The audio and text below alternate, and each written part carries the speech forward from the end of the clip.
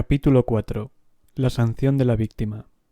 El pavo había costado $30, el champán 25, el mantel de encaje con dibujo de racimos y hojas de viña matizado bajo la claridad de los candelabros 2000, la vajilla de porcelana artísticamente grabada en azul y oro 2500, los cubiertos de plata con las iniciales LR entre coronas de laurel estilo imperio 3000. Pero no estaba bien visto pensar en dinero o en lo que significaba para ellos. Un adorno dorado con forma de zapato de labrador se hallaba en el centro de la mesa, lleno de caléndulas, uvas y zanahorias. Las velas estaban dentro de calabazas, con cortes en forma de bocas abiertas, de las que surgían uvas pasas, nueces y caramelos que se desparramaban sobre la mesa. Es la cena de acción de gracias, y las 3 personas sentadas frente a Reirden eran su esposa, su madre y su hermano. «Hemos de dar gracias al Señor por sus bendiciones», dijo la madre.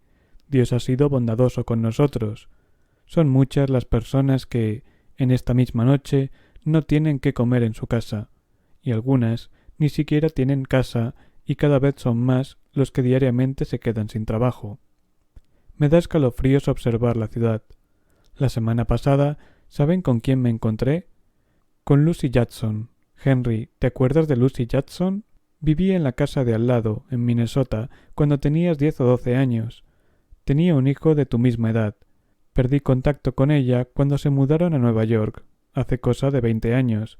Pues bien, me dejó helada ver en lo que se ha convertido. Una vieja harapienta y desdentada, envuelta en un gabán de hombre, que pide limosna en una esquina. Y me dije, podría ser yo, de no ser por la gracia de Dios. Bueno, si se trata de dar gracias, dijo alegremente Lilian, no olvidemos a Gertrude, la nueva cocinera, que es una verdadera artista. Pues yo voy a ser más anticuado, dijo Philip, y me limitaré a dar las gracias por la madre más dulce del mundo. Entonces dijo la aludida, deberíamos agradecer esta cena a Lilian por todas las molestias que se ha tomado para hacerla tan agradable.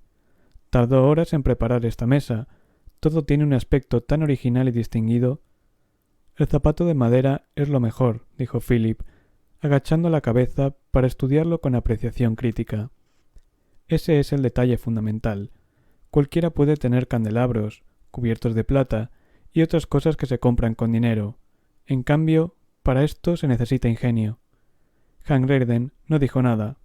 La luz de las velas mostraba un rostro tan inexpresivo, impersonal y amable como un retrato. «No has probado el vino», observó su madre.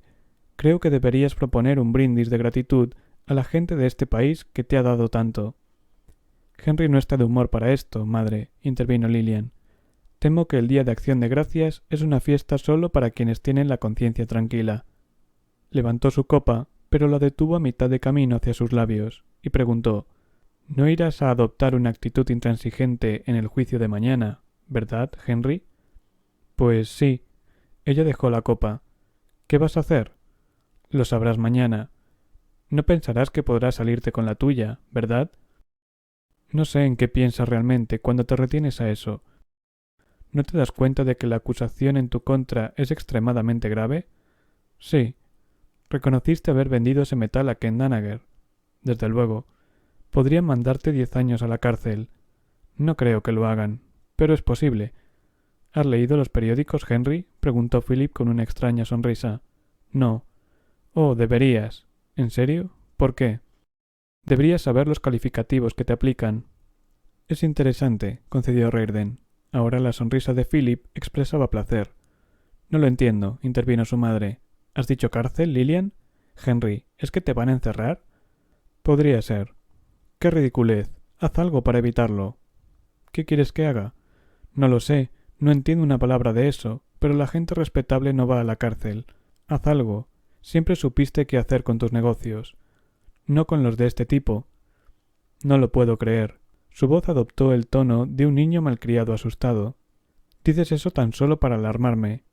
«Está haciéndose el héroe, madre», declaró Lilian sonriendo fríamente y volviéndose a Reirden. «¿No crees que tu actitud resulta completamente inútil?» «No. Sabes muy bien que estos casos se arreglan sin necesidad de llegar a los tribunales. Existen muchos medios para evitarlo. para arreglar las cosas amistosamente, siempre que se conozca a las personas adecuadas. Yo no conozco a las personas adecuadas. Fíjate en Oren Boyle. Ha hecho algo mucho, pero mucho peor que tu pequeña incursión por el mercado negro, y, sin embargo, es tan astuto que sabe mantenerse fuera de los tribunales. Entonces, yo no soy lo suficientemente listo. ¿No crees que ha llegado el momento de hacer un esfuerzo para adaptarse a las condiciones de tu época? No. Entonces, no veo cómo puedes adoptar el papel de víctima. Si vas a la cárcel, será por tu propia culpa. ¿De qué estás hablando, Lillian? Oh, sé que crees que estás luchando por algún principio, pero, en realidad, solo se trata de un caso de increíble jactancia. Lo sabes porque piensas que tienes razón. ¿Crees que ellos tienen la razón? Lillian se encogió de hombros. Precisamente, esa es la jactancia de la que estoy hablando, la de establecer quién está en lo cierto y quién no. Esa insistencia tuya en actuar siempre bien es la forma de vanidad más insoportable que existe. ¿Cómo sabes lo que está bien? ¿Cómo es posible saberlo? Se trata solo de una ilusión con la que halagas tu propio ser y lastimas a los demás haciendo patente tu superioridad sobre ellos. Reardon la miraba con profunda atención. Si se trata solo de una ilusión, ¿por qué ha de lastimar a nadie? Respondió él. ¿Es necesario señalar que, en tu caso, no es más que hipocresía? Por eso me irrita tu actitud. Las cuestiones de derecho no tienen influencia en la existencia humana. Y tú no eres más que un ser humano, ¿verdad, Henry? No mejor que ninguno de los que enfrentarás mañana. Creo que deberías recordar que no puedes defenderte sobre la base de ningún principio. Quizás en este caso seas una víctima y te estén haciendo objeto de una jugarreta, pero ¿qué importa? Lo hacen porque son débiles y no pudieron resistir la tentación de apoderarse de tu metal y de interferir en tus beneficios, porque no tienen otro modo de hacerse ricos. ¿Por qué culparlos? Es solo una cuestión de tensiones, pero en el fondo se trata de que el maltrecho tejido humano ceda lo más pronto posible. A ti no te tentará el dinero porque te es fácil obtenerlo, pero, en cambio, no resistirías otras presiones y caerías bajo sus efectos de manera tan ignominiosa como ellos, ¿no? Así que no tienes derecho a mostrarte tan justicieramente indignado. No tienes ninguna superioridad moral para defenderte, y si no la tienes, ¿para qué empeñarse en librar una batalla que no puedes ganar? Me parece que se puede encontrar cierta satisfacción en ser un mártir cuando uno no tiene la culpa, pero ¿quién eres tú para arrojar la primera piedra? Lillian Reardon se detuvo para apreciar el efecto de sus palabras, pero no hubo ninguno, excepto que el interés de Henry pareció intensificarse con impersonal y científica curiosidad. No era la reacción que había esperado. Creo que me has entendido, dijo ella. No, respondió Hank tranquilamente. No te he comprendido. Creo que debes abandonar la ilusión de que eres perfecto, porque sabes claramente que es solo eso, una simple ilusión. Debes aprender a relacionarte con otras personas, porque la época de los héroes ya pasó. Estamos en la era de la humanidad, y en un sentido mucho más profundo de lo que imaginas. Ya no se espera que nadie sea un santo, ni que nadie sea castigado por sus pecados. Nadie obra bien o mal. Estamos aquí todos juntos, todos somos humanos, y lo humano es imperfecto. No ganarás nada mañana al demostrar que se equivocan. Deberías acatar sus decisiones de buen grado, simplemente porque es lo más práctico, y deberías quedarte callado, precisamente porque están en un error. Lo apreciarán, haz concesiones a los demás, y ellos las harán contigo. Vive y deja vivir. Da y toma, cede y acepta. Tal es la política de nuestra era, y creo que ha llegado el momento de que lo admitas de una vez por todas. Y no me digas que eres demasiado bueno porque sabes que no es así, y que yo lo sé. La mirada de Reardon siguió abstraída, fija en un punto en el espacio, sin reaccionar ante las palabras de su esposa. En realidad, estaba oyendo en su mente una voz masculina que decía: ¿cree que aquello a lo que se enfrenta es simplemente una conspiración para apoderarse de su riqueza? Usted que sabe cuál es la fuente del dinero, debería saber que se trata de algo mucho más importante y peor que eso. Desde la inmensidad de su indiferencia, Reardon observaba a su mujer, consciente de sus fracasadas intenciones. El rumoroso torrente de sus agresiones era como el sonido de una distante máquina de remachar, una prolongada e impotente presión que no lograba efecto alguno en él. Durante los últimos 3 meses la había oído acusarlo cada noche que pasaba en la casa sin haber experimentado sentimiento alguno de culpabilidad.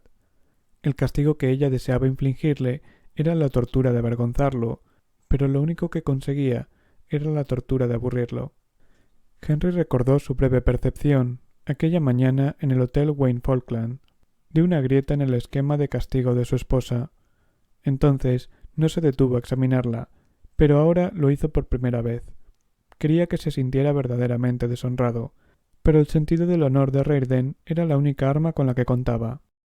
Deseaba obligarlo a reconocer su depravación moral, pero sólo su rectitud podría atribuirle significado a tal veredicto. Quería herirlo con su desprecio, pero él no podía sentirse herido, a menos que aceptara la opinión de Lillian. Quería castigarlo por el dolor que le había causado, y se aferraba a ese dolor como arma en su contra, como si quisiera extorsionarlo con su agonía. Pero su único medio se basaba en la benevolencia de Henry, en su preocupación por ella y en su compasión. El único poder con que contaba Lillian era el que le daban las virtudes de su esposo, y si él optaba por abandonarlas. Una cuestión de culpabilidad, pensó, tenía que descansar sobre la base de su propia aceptación del código de justicia que lo declarase culpable, pero no lo aceptaba, nunca lo había hecho. Sus virtudes, todas aquellas virtudes que ella necesitaba para lograr su castigo, procedían de otro código. No se sentía culpable ni avergonzado, ni arrepentido, ni deshonrado. No experimentaba preocupación alguna por el veredicto que ella pronunciara, pues hacía mucho tiempo que le había perdido el respeto, y la única cadena que aún lo retenía era un último resto de lástima. Ahora bien, ¿cuál era el código de ella? ¿Qué clase de código aceptaba la noción de un castigo que requería la virtud de la víctima como combustible para hacerlo funcionar? Un código, pensó Henry, que sólo destruía a quienes intentaban observarlo. Aquel castigo sólo era sufrido por las personas decentes, mientras las deshonestas quedaban indemnes. ¿Podía concebirse una infamia mayor que igualar la virtud con el dolor? ¿Convertir la virtud, en lugar del vicio, en fuente y motivo del sufrimiento? Si él era la clase de indeseable que ella se esforzaba en hacerle creer, no le hubiera importado en lo más mínimo su honor ni su dignidad moral. Pero si no era así, ¿qué estaba buscando ella? ¿Contar con su virtud y utilizarla como instrumento de tortura? ¿Chantajear desde la generosidad de la víctima como única forma de extorsión? ¿Aceptar el regalo de la buena voluntad de un hombre y convertirlo en instrumento de su destrucción? Se quedó reflexionando en la fórmula de una maldad tan monstruosa que, aunque pudiera darle un nombre, se le hacía difícil aceptar. Una pregunta repiqueteaba en su interior. ¿Conocía Lillian la naturaleza exacta de su esquema? ¿Se trataba de una política consciente, ideada con plena comprensión de su significado? Movió la cabeza. No la odiaba lo suficiente como para creerlo así. La miró. Estaba absorta en la tarea de cortar un pastel de ciruelas, que se alzaba entre una montaña de llamas azules en una bandeja de plata, con el reflejo bailando sobre su cara sonriente. Hundía un cuchillo de plata en la llama, arqueando el brazo de un modo diestro y gracioso. Un broche de hojas metálicas rojas, doradas y castañas, sobre un hombro del vestido de terciopelo negro, brillaba a la luz de las velas.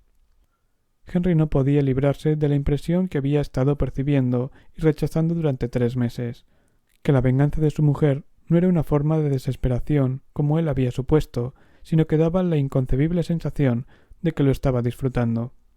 No podía percibir ningún signo de sufrimiento en su actitud, y había en ella un nuevo aire de confianza. Por primera vez parecía sentirse perfectamente en su casa. Aun cuando todo lo que había en ella había sido elegido según su gusto personal, Lillian siempre había actuado como una brillante, eficiente y resentida encargada de un hotel de lujo, amargada porque su posición es inferior a la de los dueños. Ahora la amargura había desaparecido. Lillian no había aumentado de peso, pero sus facciones habían perdido aquella delicada agudeza de antes. En un blanco aire de satisfacción, incluso su voz sonaba algo más grave.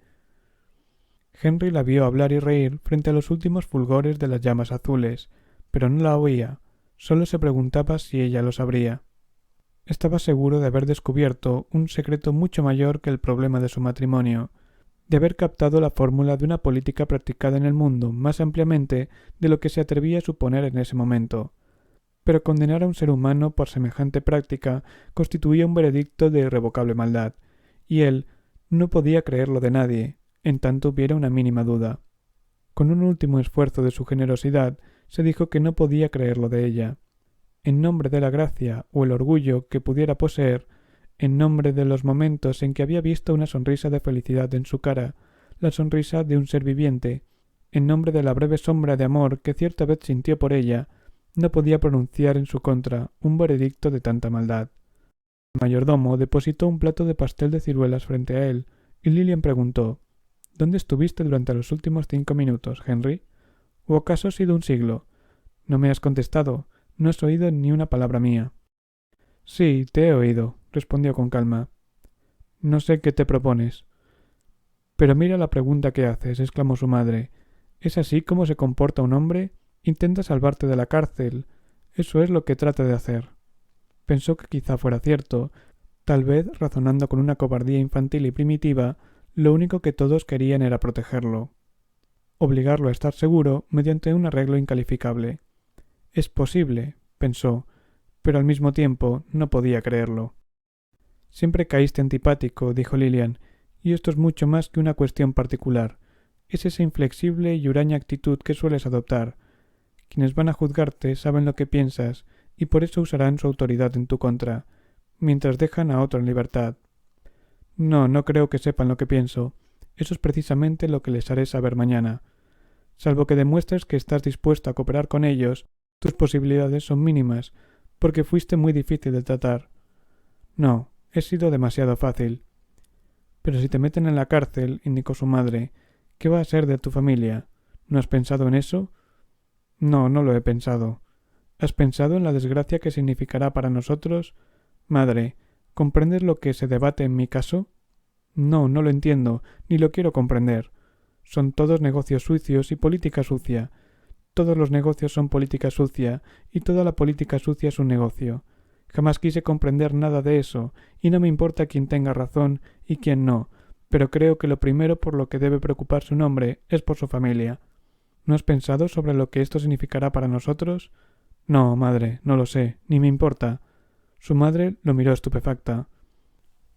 Creo que todos están demostrando una actitud completamente provinciana, intervino Philip de improviso. Ninguno parece preocupado por los aspectos mucho más amplios y sociales de este caso. No estoy de acuerdo contigo, Lilian. No sé por qué dices que Henry es objeto de una trampa vil y que es él quien tiene razón. Por mi parte, yo creo que es tan culpable como el mismísimo demonio. Mamá, voy a explicarte los hechos con toda sencillez. No hay nada raro en esto. Los tribunales están llenos de casos semejantes. Los empresarios se aprovechan de las dificultades nacionales para conseguir dinero y quebrantan las disposiciones legales que protegen el bienestar general, en beneficio de sus ganancias personales. Son oportunistas que actúan en el mercado negro y se hacen ricos privando a los pobres de la parte que les corresponde por ley, en una época de desesperada escasez. Llevan a cabo una política implacable, exasperante y antisocial, basada en la simple avaricia egoísta. De nada sirve disimularlo, todos lo sabemos bien, y lo considero despreciable. Hablaba en tono despreocupado, como si estuviese explicando algo a un grupo de adolescentes, con la seguridad de quien conoce que su base moral está fuera de toda duda. Reirden se quedó mirándolo, como analizando un objeto por primera vez. En lo más profundo de su mente, con un tranquilo, reposado e inexorable latido, una voz masculina le decía: ¿con qué derecho habla así? ¿Basándose en qué código? ¿Según qué normas? Philip, dijo Reirden sin levantar la voz, vuelve a decir una cosa así, y te echo a la calle ahora mismo, con la ropa que llevas puesta y las monedas que tengas en los bolsillos, nada más. No hubo respuesta, ni sonido ni movimiento alguno. Ninguna de las 3 personas frente a él parecía sorprendida. La expresión de sus caras no era la de quienes acaban de escuchar el súbito estallido de una bomba, sino la de quienes saben que están jugando con una mecha encendida. No hubo exclamaciones, ni protestas, ni preguntas. Sabían lo que significaban sus palabras y que era capaz de cumplirlas. Reirden tuvo la perturbadora certeza de que eran conscientes de aquello desde mucho antes que él. No, no arrojarías a tu hermano a la calle, ¿verdad?, articuló por fin su madre, no en tono de pregunta, sino de súplica. Lo haría. Es tu hermano. ¿Eso no significa nada para ti? No. Quizás a veces se le va la mano, pero habla por hablar, repite esa jerga moderna, sin saber lo que dice. Pues entonces que se entere de una buena vez. No seas duro con él, Es más joven que tú y más débil. Henry, no me mires de ese modo, suplicó su madre. Nunca te había visto una expresión semejante. No deberías asustarlo. Sabes que te necesita. ¿Y él lo sabe? No puedes ser tan duro con quien te necesita. ¿No te remordería la conciencia durante el resto de tu vida? No. Tienes que ser amable, Henry. No lo soy. Tienes que tener compasión. No la tengo. Un buen hombre sabe perdonar. Yo no. No querrás que piense que eres un egoísta. Lo soy. Los ojos de Philip se posaban en uno y en otro. Se había creído apoyado en granito sólido, pero descubrió de improviso que sólo se trataba de una delgada capa de hielo que empezaba a resquebrajarse a su alrededor. Pero yo, empezó Philip. Se detuvo porque su voz sonaba igual que los pasos de quien tantea un suelo frágil. ¿No puedo expresarme libremente? En tu casa, pero no en la mía. ¿No tengo derecho a tener mis propias ideas? A tus expensas, pero no a las mías. ¿Acaso no toleras diferencias de opinión? No, cuando soy yo quien paga las cuentas. ¿No se puede hablar de otra cosa que no sea dinero? Sí, que es mi dinero. ¿No quieres considerar ningún otro aspecto más, iba a decir más sublime, pero cambié de opinión? ¿Cualquier otro aspecto? No, pero no soy tu esclavo. ¿Acaso soy yo esclavo tuyo? No sé a qué te... Se detuvo, dándose cuenta de que lo entendía. No, dijo Reirden, no eres mi esclavo. Por el contrario, eres libre de salir de aquí cuando lo desees. No, no me refería a eso. Pues yo sí. No lo entiendo. ¿De veras? Siempre supiste mis opiniones políticas y nunca las cuestionaste. Es cierto, admitió Reirden gravemente. Quizá te deba una explicación por si te di una impresión errónea. Nunca he intentado recordarte que vives de mi caridad. Creí que eras tú quien debía recordarlo. Siempre pensé que cualquier ser humano que acepta la ayuda de otro sabe que la buena voluntad es el único motivo del donante y que dicha buena voluntad es el pago que recibe a cambio. Pero veo que me equivoqué. Recibías tu comida sin ganártela y llegaste a la conclusión de que tampoco el afecto ha de ser ganado. Imaginaste que yo era la persona más segura del mundo a quien escupir, precisamente porque te tengo agarrado por el cuello. Creíste que nunca te obligaría a recordarlo y que estaría atado por el temor a herir tus sentimientos. Dejémoslo claro, eres un objeto de caridad cuyo crédito se agotó hace tiempo. Cualquier afecto que pudiera haber sentido por ti se ha esfumado. No tengo el menor interés en ti, ni en tu destino, ni tu futuro. No encuentro ninguna razón para seguir alimentándote. Si te vas de mi casa, no me importará para nada si te mueres de hambre o no. Ahora bien, esa es tu situación aquí, y espero que la recuerdes si quieres continuar en esta casa. Si no, vete. Excepto por un ligero hundimiento de su cabeza entre los hombros, Philip no demostró reacción alguna. No creas que me gusta vivir aquí, dijo con voz apagada y al mismo tiempo penetrante. Si crees que soy feliz, te equivocas. Daría cualquier cosa por irme. Pretendía sonar desafiante, pero su voz expresaba gran cautela. Y si es eso lo que sientes hacia mí, lo mejor sería que me marchara. Sus palabras indicaban una conclusión, pero en su tono había un interrogante colocado al final de cada frase. Esperó. No hubo respuesta. No te preocupes por mi futuro. No tengo que pedir favores a nadie, y me sé cuidar perfectamente. Sus palabras iban hacia Reirden, pero sus ojos apuntaban a su madre, que permanecía en silencio con miedo incluso de moverse. Siempre quise valerme por mí mismo y vivir en Nueva York con mis amigos. Empezó a hablar con mayor lentitud, añadiendo cierto tono impersonal y reflexivo a las frases, como si éstas no se dirigieran concretamente a nadie. Desde luego, tendría el problema de mantener cierta posición social. No es culpa mía haberme avergonzado por llevar un apellido al que todos asocian con un millonario. Necesitaría dinero como para 1 año o 2, para establecerme de un modo apropiado. No seré yo quien te lo dé. ¿Acaso te lo estaba pidiendo?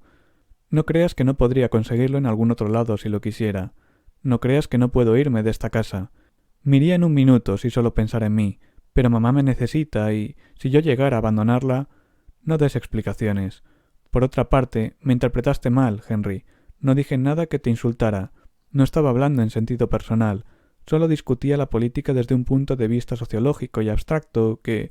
No des explicaciones, repitió Reirden. Philip bajó un poco la cabeza, pero lo miró. Sus ojos estaban sin vida, como si no se fijaran en nada concreto. No brillaban en ellos la menor chispa de entusiasmo, ni revelaban sentimientos personales, ni desafío, arrepentimiento, vergüenza o dolor. Eran dos óvalos empañados, que no respondían a la realidad ni intentaban comprenderla ni sopesarla, ni expresar un juicio de valor. Eran dos óvalos en los que sólo se pintaba un sordo, tranquilo e inconsciente aborrecimiento. No expliques nada, solo mantén la boca cerrada, volvió a sugerir Reirden. En su expresión se mezclaban rechazo y lástima. Hubo un instante en que hubiera deseado tomar a su hermano por los hombros, sacudirlo y gritar: «¿Cómo has podido hacerte esto? ¿Cómo has llegado a un estado en que esto es lo único que queda de ti? ¿Por qué has permitido que la maravillosa realidad de tu existencia desapareciera de semejante modo?» Pero miró hacia otro lado, sabiendo que sería inútil. Cansado e impotente, notó que los tres guardaban silencio. Durante los años anteriores, su consideración hacia ellos solo le había proporcionado maliciosos y rimbombantes reproches. ¿Dónde estaba ahora su sentido de la justicia? Ahora que era el momento de manifestarlo, si es que había algo de justicia en su código. ¿Por qué lo abrumaron con acusaciones de crueldad y de egoísmo que había llegado a aceptar como el coro permanente de su vida? ¿Qué les había permitido obrar de aquella forma durante tantos años? Sabía que las palabras que escuchaba interiormente eran la clave de la respuesta, la sanción de la víctima. «No discutamos», intervino su madre con voz incolora y vaga. «Es el día de Acción de Gracias». Al mirar a Lilian, notó una mirada que implicaba que lo había estado observando desde hacía largo rato. Era una mirada de pánico. «Ahora sabrán disculparme», dijo levantándose de la mesa. «¿A dónde vas?», preguntó bruscamente Lilian. La contempló con deliberada atención por unos instantes, como si quisiera confirmar que comprendería su respuesta. «A Nueva York». Lilian se puso en pie de un salto. «¿Esta noche?» «Ahora mismo». «No puedes ir a Nueva York esta noche», exclamó con una voz no muy alta, pero en la cual vibraba la imperiosa desesperación de un grito. «No puedes permitírtelo justo en este momento. Quiero decir, no puedes abandonar a tu familia. Debes pensar en el tema de las manos limpias. No estás en condiciones de permitirte nada que pueda ser considerado depravado». «¿De acuerdo con qué código?», pensó Reirden, «¿basándose en qué parámetro?» «¿Por qué quieres ir a Nueva York esta noche?» «Por la misma razón por la que intentas detenerme». «Mañana es tu juicio. A eso me refería». Se dio vuelta y ella levantó la voz. «No quiero que te vayas». Henry sonrió. Era la primera vez que sonreía a Lilian en los últimos 3 meses, pero no era la clase de sonrisa que ella hubiera querido ver. «Te prohíbo que nos abandones esta noche». Henry salió del comedor. Sentado al volante de su coche, con la brillante y helada ruta volando ante su rostro a 90 kilómetros por hora, Hank Reirden apartó a su familia y la imagen de sus caras de la mente, y se hundió en el abismo de la velocidad que se tragaba los árboles desnudos y la solitaria línea del camino. Había poco tránsito y escasas luces en los distantes pueblos que cruzaba, y la nula actividad era el único signo de ese día festivo. De tanto en tanto, un halo difuso, endurecido por la escarcha, brillaba sobre los techos de alguna fábrica, y un viento frío gemía al paso del coche, sacudiendo la lona del techo contra la estructura metálica. Su familia quedó desplazada por el contrastante recuerdo de su conversación con la niñera, el muchacho de Washington empleado en sus fundiciones. Cuando fue acusado, Reirden descubrió que el joven se había enterado de sus tratos con Danaher, pero que no lo había informado a nadie. «¿Por qué no me delató con sus amigos?», le había preguntado. «Porque no quise», contestó el otro bruscamente, sin mirarlo. «Era precisamente parte de su trabajo observar ese tipo de cosas, ¿verdad?» «Sí. Además, a sus amigos les hubiera encantado saberlo». «Lo sé. ¿Se da cuenta de la valiosa información que representaba y del estupendo negocio que hubiera podido hacer con la gente de Washington, cuyos servicios usted mismo alguna vez me ofreció? ¿Lo recuerda? ¿Esos amigos que siempre ocasionan gastos?» El muchacho no contestó. Su carrera podría haber experimentado un progreso notable, y no me diga que no lo sabía. Lo sabía. Entonces, ¿por qué no lo aprovechó? ¿Por qué no quería? ¿Por qué no? No lo sé. El muchacho había permanecido en actitud hosca, evitando la mirada de Reirden, como si tratara de escaparse de algo incomprensible que se agitaba dentro de sí mismo. Reirden echó a reír. «Escúcheme, señor no absoluto. Usted está jugando con fuego. Mejor váyase de aquí y asesine a alguien antes que la razón que le impidió delatarme lo afecte por completo. De lo contrario, su carrera quedará hecha trizas». El joven no respondió. Esta mañana Reirden había ido a su despacho como de costumbre, aunque el resto de la oficina estuviera cerrada. Al mediodía se detuvo en la fundición, donde para su sorpresa descubrió a la niñera solo en un rincón, ignorado por todos, observando el trabajo con aire de infantil complacencia. —¿Qué hace aquí? —preguntó Reirden. —¿No sabe que es feriado? —Oh, dejé que las chicas no vinieran, pero quise terminar algunas cosas. —¿Qué cosas? —Oh, pues cartas. Diablos, firmé 3 y saqué punta a mis lápices. Sé que no tenía que hacerlo precisamente hoy, pero no había nada que hacer en casa y... Cuando estoy fuera de aquí, me siento muy solo. ¿No tiene familia? No, no tengo algo que se pueda llamar así. ¿Y usted, señor Reirden, tiene familia? Pues creo que tampoco lo que tengo puede considerarse como tal. Me gusta este lugar, me gusta estar aquí. Ya sabe, señor Reirden, yo estudié para ser metalúrgico. Cuando al alejarse Reirden volvió la cabeza, vio que la niñera lo miraba como un niño miraría al héroe de su historia de aventuras favorita. Que Dios ayude a este pobre infeliz, pensó. Ahora, mientras conducía su coche por las oscuras calles de una pequeña ciudad, se dijo, que Dios los ayude a todos, usando la frase prestada perteneciente a una fe que nunca había profesado. Desplegados sobre soportes de metal, los periódicos aullaban con sus negras letras a las esquinas desiertas, catástrofe ferroviaria. Había oído la noticia por la radio aquella tarde. En la línea principal de Taggart Transcontinental había ocurrido un accidente. Cerca de Rockland, Wyoming, un riel partido había hecho descarrilar a un tren de carga que se desbarrancó. Los desastres de esta naturaleza se estaban haciendo cada vez más frecuentes en Taggart, porque los rieles estaban desgastados.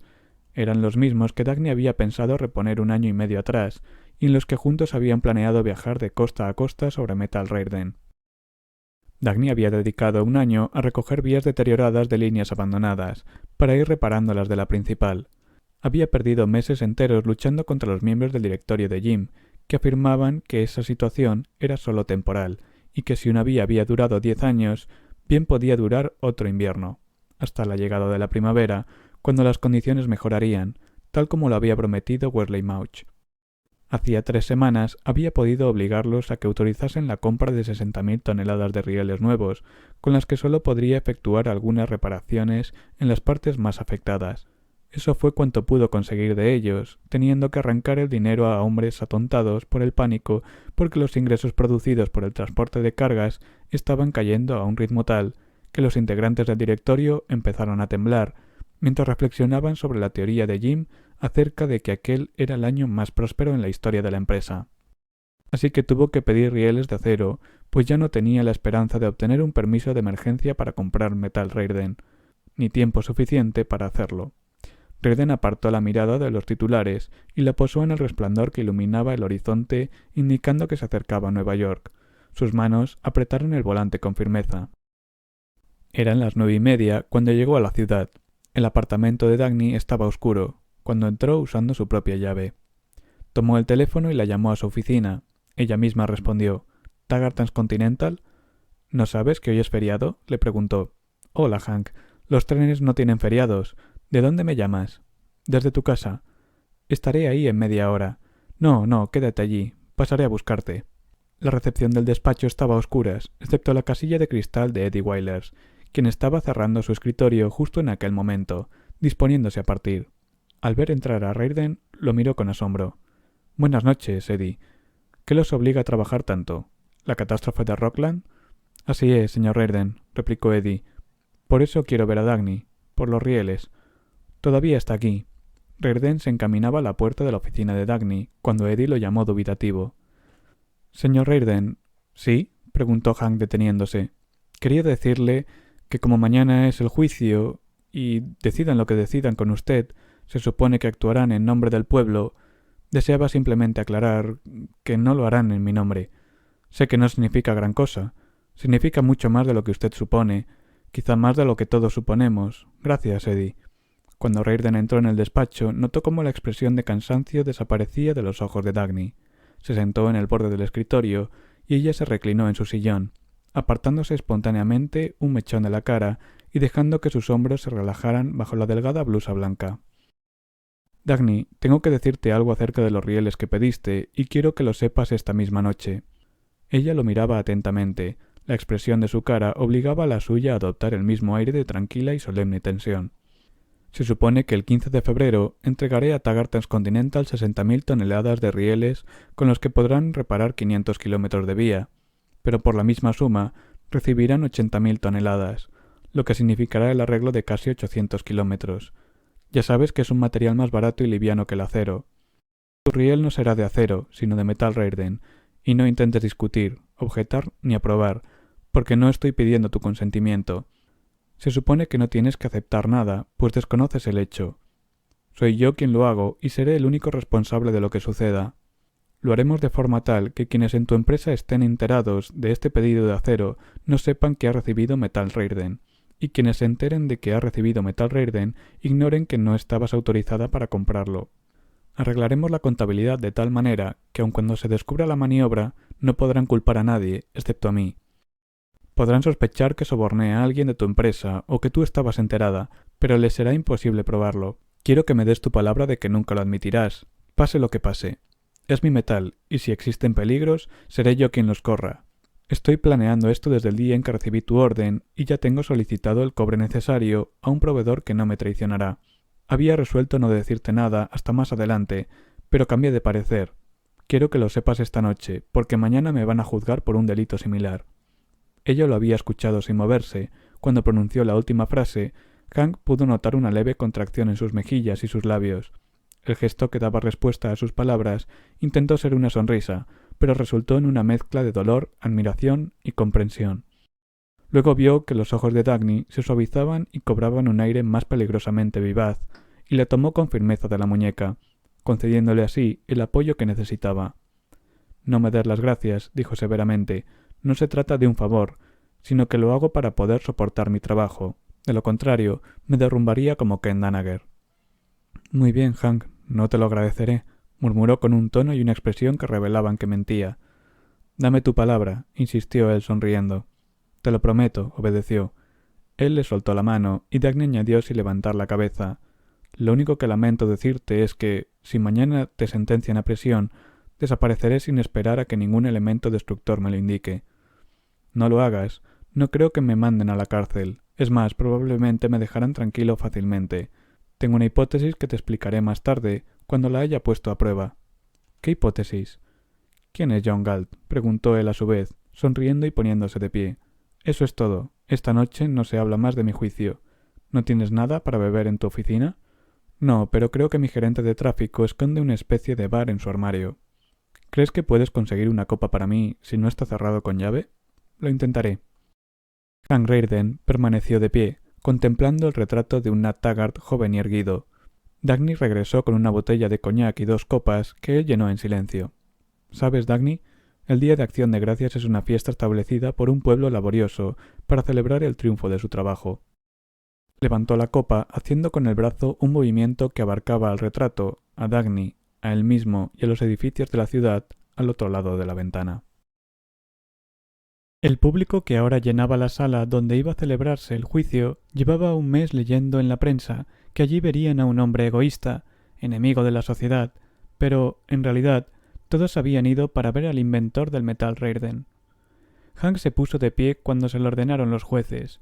Llevaba un traje gris, pero no era ese color, ni el de sus claros ojos o pelo rubio, los que hacían helada e implacable a su figura, sino la elegante simpleza de su ropa, propia del lujo austero de una empresa millonaria, y su aspecto educado, en total desacuerdo con cuanto lo rodeaba. La multitud sabía, por los periódicos, que aquel hombre representaba el mal de la riqueza despiadada, y esa gente estaba allí por la misma razón por la que habría ido a ver una película cuya publicidad mostrara el cuerpo semidesnudo de una mujer. Por lo menos, la maldad no tenía que igualar la rancia impotencia de un cliché en el que nadie creía y que nadie se atrevía a desafiar. No lo miraban con admiración, porque tiempo atrás habían perdido la capacidad para experimentar tal sentimiento. Lo hacían, en parte por curiosidad, en parte por desafiar a quienes sostenían que era su deber aborrecer a ese hombre. Años antes se hubieran burlado de su aplomo y su riqueza, pero en esta ocasión los preocupaba otra cosa. Por las ventanas de la corte podía verse el cielo gris, que pronosticaba la primera tormenta de nieve del que habría de ser un largo y duro invierno, con las últimas reservas de petróleo del país agotándose y las minas de carbón que no alcanzaban a cumplir con la fuerte demanda de la estación. La muchedumbre que llenaba la sala recordaba que era este el caso que le había costado el abastecimiento de carbón de Ken Danaher, y circulaba el rumor de que la producción de la compañía carbonífera Danaher, ahora a cargo de un primo de Ken, quien se había apropiado de la misma, había caído considerablemente durante el último mes. La prensa afirmaba que era simplemente una cuestión de reestructuración. La semana anterior, la primera plana de los periódicos había publicado la historia de una catástrofe durante la construcción de una serie de viviendas, debido a que las defectuosas estructuras de acero habían cedido, provocando el derrumbe de lo edificado, con un saldo de 4 obreros muertos. Los periódicos no lo mencionaban, pero el público sabía que esas estructuras eran de Associated Steel, de Orrenboil. Todos estaban sentados en profundo silencio, contemplando a la figura alta y gris, no con esperanza, puesto que estaban perdiendo la capacidad para tener esperanzas, sino con una desapasionada neutralidad débilmente aguijoneada por un interrogante, el mismo que desde hacía años se repetía como un lema.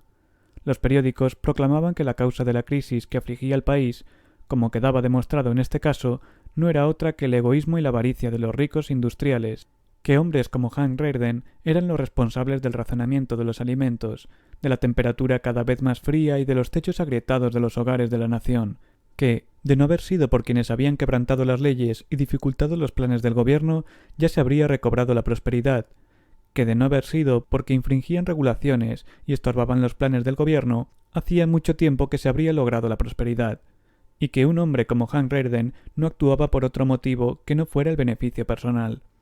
Esto último era dicho sin explicaciones ni elaboración, como si las palabras beneficio personal constituyeran la señal definitoria de una perversidad indiscutible. La gente recordaba que hacía menos de 2 años aquellos mismos periódicos habían levantado la voz exigiendo que se prohibiera la producción de metal Rearden, porque su dueño, conducido solo por su ambición, ponía en peligro las vidas humanas. Recordaba que aquel hombre de gris había viajado en la cabina de la primera locomotora que utilizó una vía hecha de su metal, y sabía que ahora era juzgado por el miserable delito de haber negado al público un cargamento de metal, que había sido ofrecido codiciosamente al mercado. Según lo establecido, los casos de esta índole no quedaban en manos de un jurado, sino de un grupo de 3 jueces designados por la Oficina de Planificación Económica y Recursos Nacionales, y el proceso, según las directivas de dicha oficina, sería informal y democrático. El sillón del juez había sido retirado de la vieja sala del Tribunal de Filadelfia y reemplazado para esta ocasión por una mesa sobre un estrado de madera, lo que confería al ambiente una atmósfera similar a la de una reunión en la que se presenta un tema a deficientes mentales. Uno de los jueces, que actuaba de fiscal, había leído los cargos. Ahora puede invocar los argumentos que desee en su propia defensa, anunció. De frente al estrado, con voz monótona, pero extraordinariamente clara, Rearden contestó: «No me defenderé». Entonces, el juez titubeó porque no había esperado que esto resultara tan fácil. ¿Se pone usted a merced de este tribunal? No reconozco el derecho de este tribunal para juzgarme. ¿Cómo? Que no reconozco el derecho de este tribunal para juzgarme. Pero, señor Rearden, este tribunal ha sido legalmente constituido para juzgar este tipo particular de delitos. No reconozco que mi acción haya sido delictiva, pero usted admitió haber violado nuestras disposiciones con respecto al control sobre la venta de su metal. No le reconozco derecho alguno para controlar la venta de mi metal. ¿Es necesario que le señale que su reconocimiento no le fue solicitado? No, me doy plena cuenta de ello y actúo en consecuencia. Notó que un grave silencio reinaba en la sala, por las reglas del intrincado principio según el cual todas las personas deben actuar en beneficio del prójimo. Su actitud tendría que haber sido considerada una locura incomprensible. Deberían haber sonado murmullos de sorpresa e ironía, pero no fue así. Se quedaron callados. Estaban comprendiendo. ¿Significa que se niega a obedecer la ley?, preguntó el juez. No, cumplo la ley al pie de la letra. Según esa ley, ustedes pueden disponer de mi vida, mi trabajo y mis bienes sin mi consentimiento. Muy bien, entonces háganlo, pero sin que yo participe en ello. No pienso defenderme, puesto que no hay defensa posible, y no simularé estar contendiendo con un tribunal de justicia. Pero, señor Rearden, la ley señala específicamente que se le concede una oportunidad de presentarnos su versión del caso y de defenderse. Un detenido puede defenderse solo si hay un principio objetivo de justicia reconocido por los jueces participantes, un principio que defienda sus derechos, que él pueda invocar y que nadie esté en condiciones de violar. La ley por la que ustedes me juzgan sostiene que no existen principios, que yo no tengo derechos y que pueden hacer conmigo lo que quieran. Muy bien, háganlo. Señor Rearden, la ley que usted acusa se basa en el más alto principio, el del bienestar público. ¿Quién es el público? ¿Qué considera éste como su bienestar? En una época, las personas creyeron que el bien era un concepto capaz de definirse por un código de valores morales, y que nadie podía buscar el bienestar mediante la violación de los derechos ajenos. Ahora se sostiene que mi prójimo puede sacrificarme en beneficio de lo que considera bueno y apoderarse de mis bienes simplemente porque los necesita, al igual que cualquier ladrón. Hay solo una diferencia: el ladrón no me pediría que convalide su acto. Un grupo de asientos, a un lado de la sala, estaba reservado para los visitantes de importancia llegados desde Nueva York para asistir al juicio. Dagny Taggart permanecía inmóvil, solemnemente atenta, convencida de que las palabras de Reardon determinarían el curso de su propia vida. Eddie Wailers estaba a su lado y James Taggart no había acudido. Paul Erskine estaba inclinado hacia adelante con su cara puntiaguda agudizada por una expresión de miedo que poco a poco se iba transformando en odio. Mowen, a su lado, era un hombre que evidenciaba mayor inocencia y menor comprensión. Su miedo tenía una naturaleza más sencilla. Escuchaba preso de una perpleja indignación y murmuró a Erskine: «Cielos, ahora lo ha logrado. Va a convencer al país de que todo empresario es enemigo del bienestar público». «¿Debemos entender», preguntó el juez, «que pone a sus intereses por encima de los intereses públicos?» Esa pregunta puede formularse solo en una sociedad de caníbales. ¿A qué se refiere? No hay conflicto de intereses entre hombres que no demandan lo que no han ganado y que no practican sacrificios humanos. Debemos de entender que si la sociedad determina necesario restringir sus beneficios, ¿usted no lo reconoce el derecho a hacerlo? Sí, sí lo reconozco. El público puede disminuir mis ganancias cuando quiera, simplemente negándose a adquirir mis productos. Estamos hablando de otros métodos. Cualquier otro método para reducir los beneficios es el de los saqueadores, y así lo considero. Señor Reardon, este no es modo de defenderse. Ya he dicho que no pensaba hacerlo. Esto es inaudito. ¿Se da cuenta de la gravedad del cargo presentado contra usted? No me preocupa en absoluto. ¿Se da cuenta de las posibles consecuencias de su actitud? Por completo. Es opinión de este tribunal que los hechos presentados por la Fiscalía no permiten benevolencia alguna. Puede imponérsele una condena extremadamente severa. Adelante. Como he dicho, que la impongan. Los tres jueces se miraron. El que tenía la palabra se volvió hacia Reardon. Semejante actitud no tiene precedentes, declaró. Es completamente irregular, añadió el segundo juez. Según la ley, debe usted actuar en su propia defensa. La alternativa consiste en dejar sentado que usted se somete a la misericordia de esta corte. No lo haré. Pero tiene que hacerlo. ¿Quiere decir que esperan que lo haga de manera voluntaria? Así es. No pienso hacer voluntariamente nada de eso. Pero las leyes exigen que la parte acusada quede representada en el expediente. ¿Significa que necesitan mi ayuda para conferirle legalidad a este proceso? No, sí, es decir, para atenernos a las normas. Pues no los voy a ayudar. El tercero y más joven de los jueces, que había actuado como fiscal, exclamó impaciente: «Esto es ridículo e injusto. Pretende hacer creer que un hombre de su importancia será condenado de manera apresurada por cargos falsos sin un...» Se interrumpió bruscamente, porque alguien en el fondo de la sala acababa de emitir un agudo silbido. «Quiero», dijo Reardon gravemente, «que este juicio aparezca exactamente como lo que es. No los ayudaré a enmascararlo. Le estamos ofreciendo una posibilidad de defenderse, y usted la rechaza. No quiero ayudarlos a simular que tengo una oportunidad. No los ayudaré a conservar una apariencia de legalidad cuando no se reconocen mis derechos, ni a dar una apariencia de racionalidad cuando se trata de un debate cuyo argumento final es un arma. No los ayudaré a pretender que administran justicia. La ley lo obliga a defenderse voluntariamente». Se escucharon unas risas en la sala. «Allí es donde falla su teoría, caballeros», dijo Reardon gravemente, «y no pienso ayudarlos a reparar su error.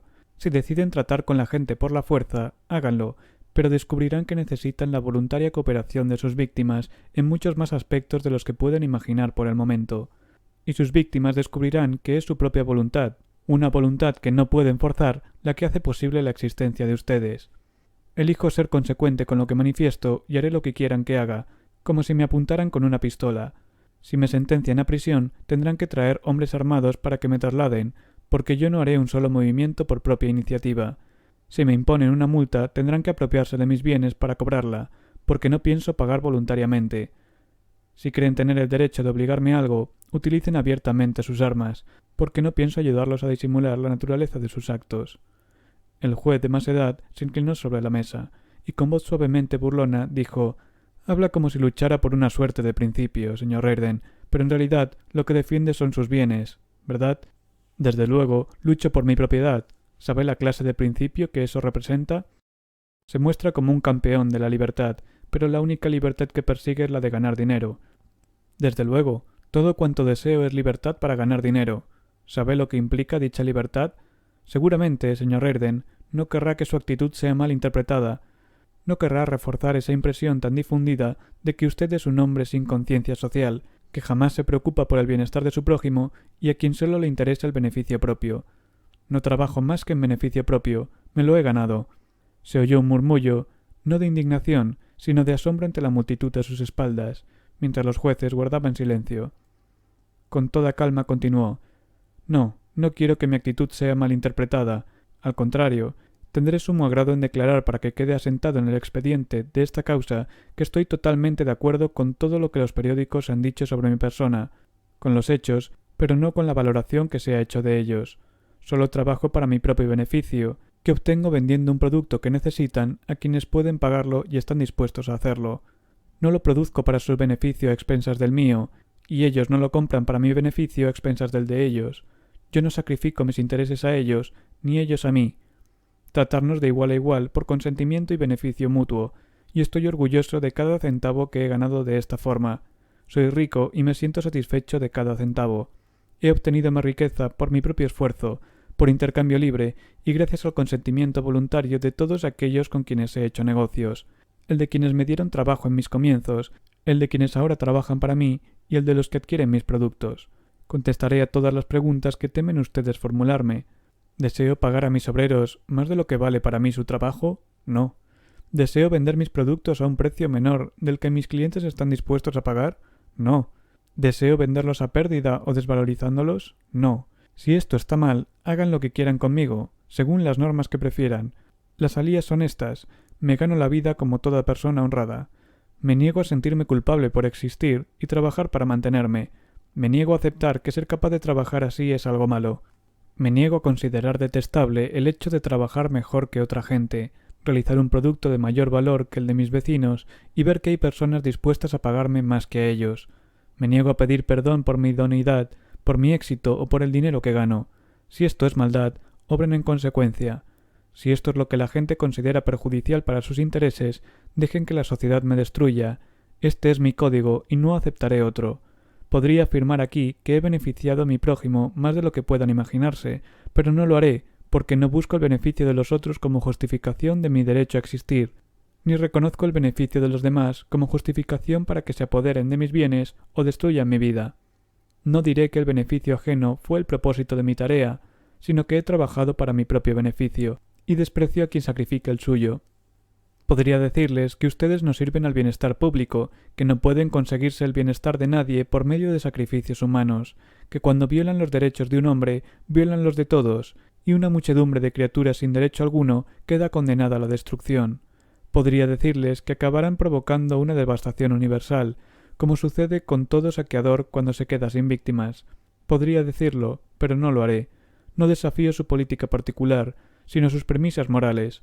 Si fuera cierto que los seres humanos pueden conseguir su bienestar convirtiendo a otros en chivos expiatorios, y si me pidiera que me inmolara en beneficio de aquellas criaturas que desean sobrevivir al precio de mi sangre, si se me rogara servir los intereses de la sociedad cuando esos intereses se sitúen aparte, por encima, sobre y contra los míos, me negaría por considerarlo el más despreciable de los males, lucharía contra ello con todas mis fuerzas. Me pondría la humanidad entera, aunque fuese lo último que hiciera. Combatiría con la plena confianza en la justicia de mi misión y el derecho que tengo, como ser viviente, a la existencia.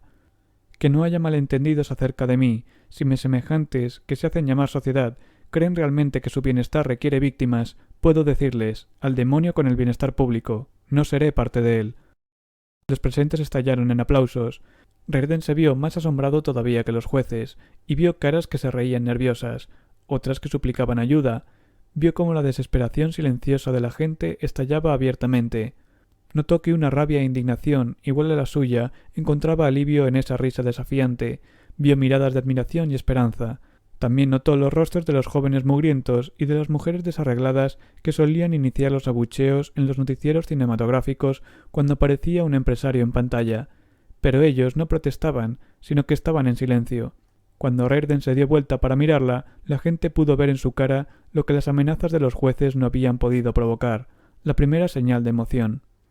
Transcurrieron unos instantes antes de que sonara el furioso golpe del martillo en la mesa, mientras uno de los magistrados gritaba «¡O haré que desalojen la sala!». Al volverse hacia el estrado, la mirada de Reirden se posó en el sector destinado a los visitantes y se detuvo un momento en Dagny. Una pausa, solo perceptible para ella, en la que leyó «Está funcionando». Se veía perfectamente normal, salvo por sus ojos, demasiado grandes en relación con el resto de su cara. Eddie Wailers sonreía con esa clase de sonrisa con que un hombre sustituye las lágrimas. Mowen miraba estupefacto. Paul Lerkin tenía la vista clavada en el suelo. La cara de Bertram Scudder estaba impasible, igual que la de Lillian, sentada al extremo de la larga hilera, con las piernas cruzadas y una estola de visión en diagonal desde el hombro derecho hasta la cadera izquierda. En la compleja confusión de sus sentimientos, Hank Reirden tuvo tiempo para reconocer que anhelaba ver un rostro que había estado buscando desde el principio del juicio, que deseaba que estuviera allí, más que ninguno de los demás, pero Francisco d'Anconia no había ido. «Señor Reirden», dijo el juez de más edad, con aire afable, extendiendo los brazos en señal de paz, «es lamentable que nos haya interpretado tan mal. Ahí está el error. Los industriales se niegan a vernos con confianza y amistad, y parecen pensar que somos sus enemigos. ¿Por qué habla usted de sacrificios humanos? ¿Qué le hace pensar en tal extremo? No tenemos intención de apoderarnos de sus bienes ni de destruir su vida. No queremos perjudicar sus intereses y somos conscientes de sus brillantes logros. Nuestro único propósito es equilibrar las presiones sociales y hacer justicia para todos. Este proceso, más que un juicio en sí, es una amistosa discusión, encaminada a la cooperación y al entendimiento mutuo. No coopero cuando se me apunta con un arma. ¿Quién habla de armas? Este asunto no es tan grave como para hacer semejantes referencias. Nos damos cuenta de que en este caso el único culpable es el señor Kenneth Danaher, que instigó esta violación de la ley, ejerciendo presión sobre usted, y que ha confesado su falta al desaparecer con el fin de escapar de la acción de la justicia. No es así. Lo hicimos por acuerdo recíproco y voluntario. Señor Reirden, dijo el segundo juez, quizás no comparta alguna de nuestras ideas, pero una vez expresado todo lo relativo a ellas, vemos que trabajamos con el mismo objetivo, el beneficio del pueblo. Comprendemos que se vio inclinado a ignorar ciertos tecnicismos legales por la situación crítica de las minas de carbón y la importancia crucial del combustible para el beneficio público. No, me sentí inclinado por mi propio beneficio y por mis intereses. El efecto que haya tenido sobre las minas de carbón y el bienestar público es cosa que ustedes deben analizar. Pero ese no fue mi motivo. Mowen miró absorto a su alrededor y murmuró a Paul Lerkin, «Aquí ocurre algo raro». «Cállese», exclamó Lerkin. «Señor Reirden», dijo el juez de más edad, «estoy seguro de que usted no cree realmente, ni tampoco el público, que deseemos considerarlo como la víctima de un sacrificio. Si alguien ha caído en semejante error, estamos ansiosos de mostrarle que se equivoca». Los jueces se retiraron para considerar su veredicto. No tardaron mucho y regresaron al silencio amenazador de la sala para anunciar que se imponía a Henry Reirden una multa de $5,000, pero que se dejaba la sentencia en suspenso. Entre los aplausos, en la sala, se oyeron también algunas risas burlonas. Los primeros iban dirigidos a Reirden, las segundas a los jueces. Reirden permaneció inmóvil, oyendo confusamente los aplausos. Estaba de pie, mirando a los jueces. No había en su cara señal alguna de triunfo ni de alegría, sino tan solo la tranquila intensidad de quien contempla una visión, presa de una sensación muy semejante al miedo. Observaba la tremenda pequeñez del enemigo que estaba destruyendo al mundo. Se sentía como si después de un viaje de años por paisajes devastados, por ruinas de grandes fábricas, restos de potentes motores, cuerpos de hombres invencibles, se enfrentara al responsable de todo eso, esperando ver a un gigante, para no encontrar más que una rata deseosa de esconderse a la primera señal humana. Si esto es lo que nos ha derrotado, pensó, la culpa es nuestra. La gente que se apretujaba a su alrededor lo volvió bruscamente a la realidad. Sonrió con cierta tristeza en respuesta a sus sonrisas y el anhelo que expresaba en sus caras. «Dios lo bendiga, señor Reirden», exclamó una anciana que se cubría la cabeza con un estropeado manto. «¿No puede salvarnos, señor Reirden? Nos están devorando vivos, y de nada sirve que engañen a la gente diciendo que persiguen a los ricos. ¿Sabe lo que nos está pasando?» «Escuche, señor Reirden», dijo un hombre con aspecto de obrero, «son los ricos los que nos están echando al río. Dígales a esos ricos hijos de puta, tan ansiosos por desprenderse de todo, que cuando entregan sus palacios están arrancando la piel de nuestra espalda». Lo sé, respondió Reirden. La culpa es nuestra, pensó nuevamente. Si nosotros, los que actuamos, los que aprovisionamos y beneficiamos a la humanidad, hemos permitido que el sello del mal quede estampado sobre nuestro ser, y silenciosamente soportamos el castigo de nuestras propias virtudes, ¿qué clase de bondad esperamos que triunfe en el mundo? Miró a la gente a su alrededor. Lo estaban aclamando entonces, y lo habían aclamado a lo largo de la línea John Galt. Pero al día siguiente aplaudirían una nueva directiva de Wesley Mauch, o cualquier proyecto de viviendas gratuitas de Orren Boyle, aunque las vigas se cayeran sobre sus cabezas. Y lo harían porque les habrían dicho que olvidaran como si fuera pecado todo cuanto ahora los obligaba a aplaudir a Hank Reirden. ¿Por qué estaban dispuestos a renunciar a sus momentos más felices como si se tratara de un pecado? ¿Por qué estaban dispuestos a traicionar lo mejor de sí? ¿Qué les hacía creer que la tierra era el reino del mal y que la desesperación, el destino obligado? Hank sintió como si se tratara de una incógnita que era preciso desvelar. Se dijo que aquella era la sentencia auténtica que le habían impuesto, descubrir qué idea, qué sencilla idea, a la cual el más simple de los mortales podía acceder, había obligado a la humanidad a aceptar las doctrinas que la conducían a su autodestrucción. Hank, no volveré a perder la esperanza nunca jamás, dijo Dagny la noche después del juicio. Nada me tentará a renunciar, porque has demostrado que lo correcto siempre funciona y siempre triunfa. Se interrumpió y añadió, cuando uno sabe qué es lo correcto. Al día siguiente, mientras cenaban, Lillian le dijo, de modo que has ganado, ¿verdad? Su voz tenía un acento despreocupado, y no dijo nada más, sino que se quedó mirándolo como quien trata de descifrar un enigma. En la fundición, la niñera le preguntó, señor Reirden, ¿qué es una premisa moral? Algo que le dará muchas molestias, repuso Reirden. El joven frunció el entrecejo, se encogió de hombros y dijo riendo, ¡qué maravilloso espectáculo! ¡Qué paliza les dio, señor Reirden! Lo escuché por radio y gritaba de entusiasmo. ¿Cómo sabe que ha sido una paliza? ¿Acaso no lo fue? ¿Está seguro? Desde luego, estoy seguro. Pues lo que le hace estar seguro es una premisa moral. Los periódicos guardaron silencio. Luego de la extraordinaria atención prestada al caso, actuaron como si aquel proceso no fuera siquiera digno de mención. Hicieron algunas referencias en sus páginas interiores, pero redactadas de un modo tan vago que ningún lector pudo descubrir en ellas algún indicio de la controversia. Los empresarios con los que se encontró parecían deseosos de evadir el tema. Algunos no hicieron comentarios y se esforzaron por parecer indiferentes, como si temieran que el mero hecho de mirarlo pudiese ser interpretado como una declaración. Algunos se aventuraron a comentar. En mi opinión, Reirden, usted fue muy imprudente, y creo que no estamos en época de ganar enemigos.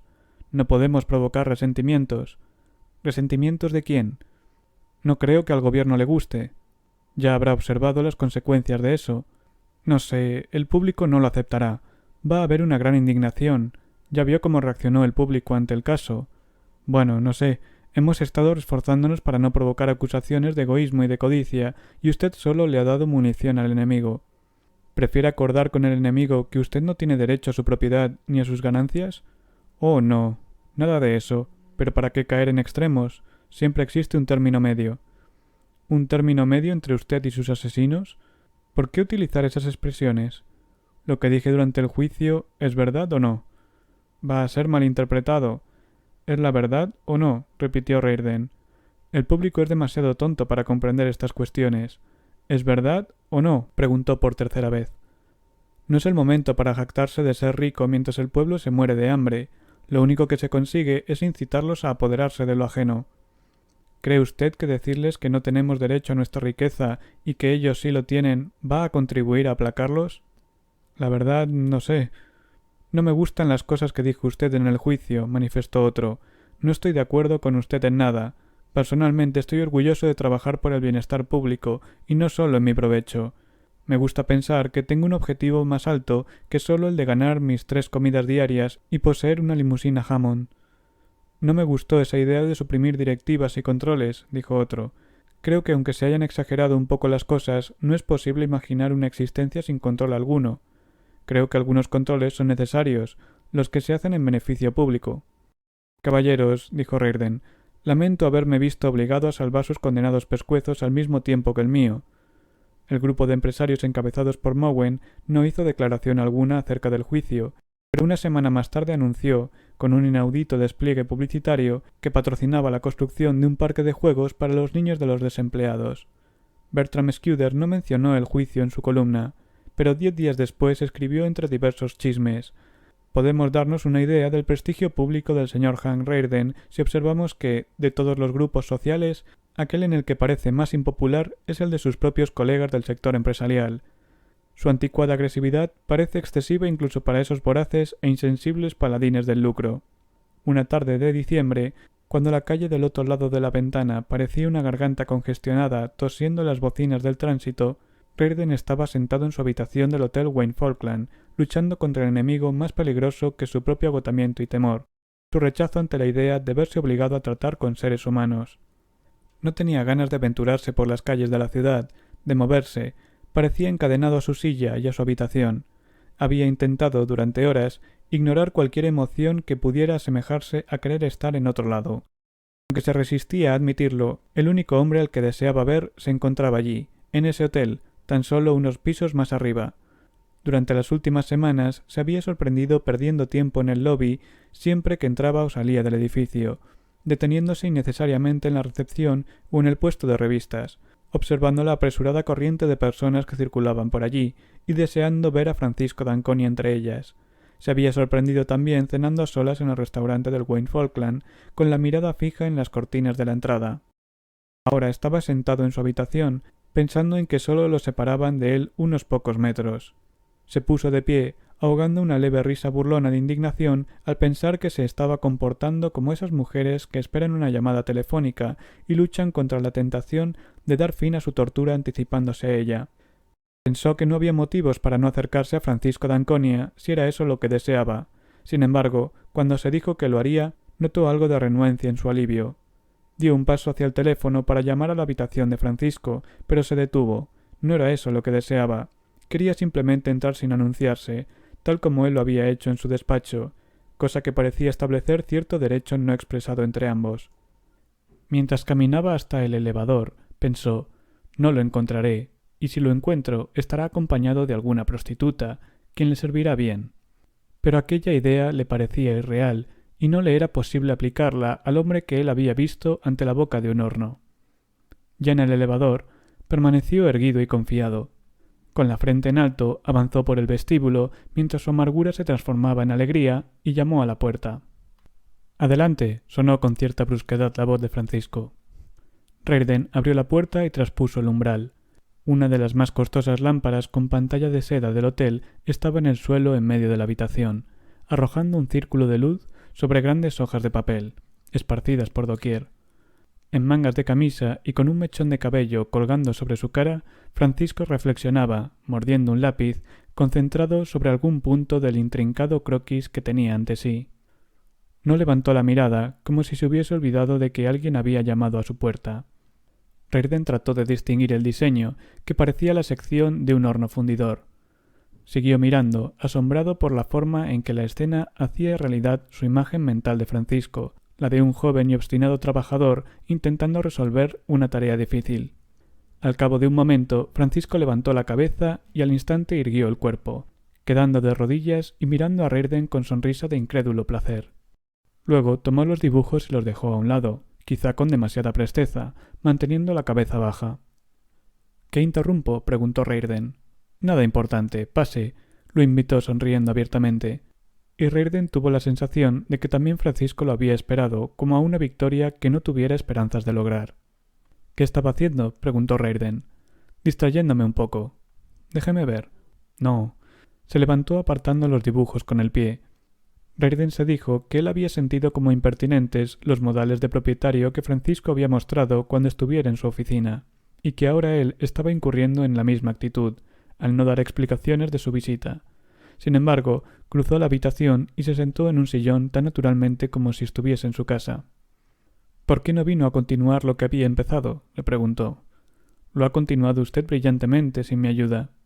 —¿Se refiere al juicio? —A su juicio. —¿Cómo lo sabe? No estuvo allí. Francisco sonrió porque el tono de voz de Rearden implicaba una frase no pronunciada. Lo estuve buscando. ¿No se imaginó que podía escuchar cada palabra suya por radio?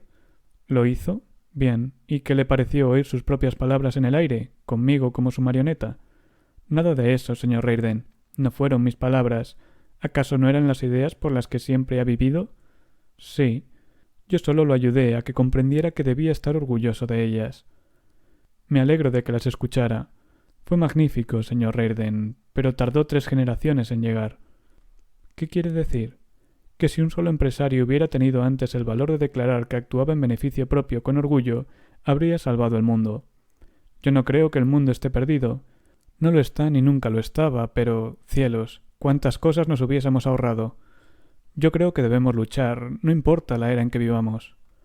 Sí, le sugiero, señor Reirden, que consiga una copia escrita de su declaración y lea lo que dijo. Luego verifique si lo practica de manera total y consciente o no. ¿Insinúa que no lo hago? Compruébelo usted mismo.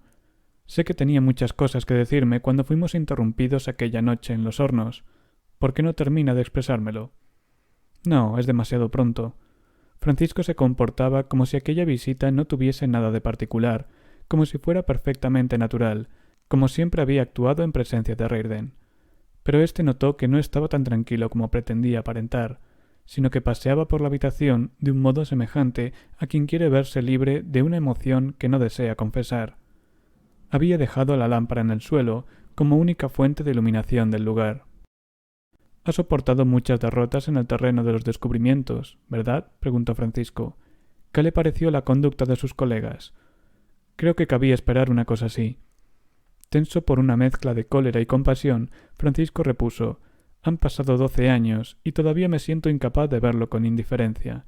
La frase pareció haber salido involuntariamente de sus labios, como si al intentar suprimir sus emociones hubiera expresado palabras reprimidas.